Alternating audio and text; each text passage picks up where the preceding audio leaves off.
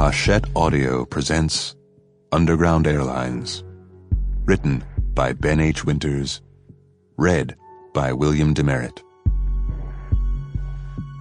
For my kids and their friends. No future amendment of the Constitution shall affect the 5 preceding articles, and no amendment shall be made to the Constitution which shall authorize or give to Congress any power to abolish or interfere with slavery in any of the states by whose laws it is or may be allowed or permitted. From the 18th Amendment to the United States Constitution, it is the last of 6 amendments that, together with 4 congressional resolutions, make up the so-called Crittenden Compromise, proposed by Senator John J. Crittenden of Kentucky on December 18, 1860, and ratified by Congress on May 9, 1861. Part 1. North.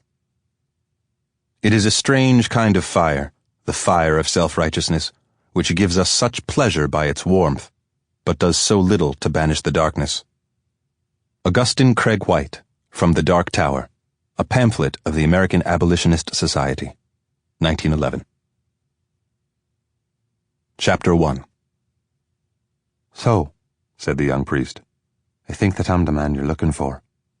"Oh, I hope so," I said to him. "Oh, Lord, I do hope you are." I knitted my fingers together and leaned forward across the table. I was aware of how I looked. I looked pathetic, eager, nervous, confessional. I could feel my thin, cheap spectacles slipping down my nose. I could feel my needfulness dripping from my brow. I took a breath, but before I could speak, the waitress came over to pour our coffee and hand out the menus, and Father Barton and I went silent, smiled stiff and polite at the girl and at each other. Then when she was gone, Father Barton talked before I could. "Well, I must say, Mr. Darkson—" "Go on and call me Jim, Father. Jim's just fine.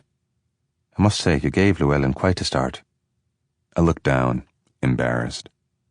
Llewellyn was the receptionist, church secretary, what have you.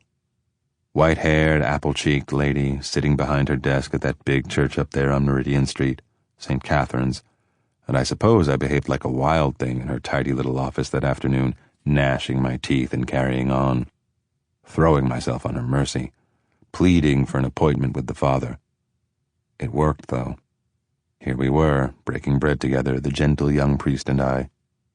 If there's one thing they understand, these church folks, it's wailing and lamentation. But I bowed my head and apologized to Father Barton for the scene I'd caused. I told him to please carry my apologies to Miss Llewellyn, and then I brought my voice. Sample complete. Ready to continue?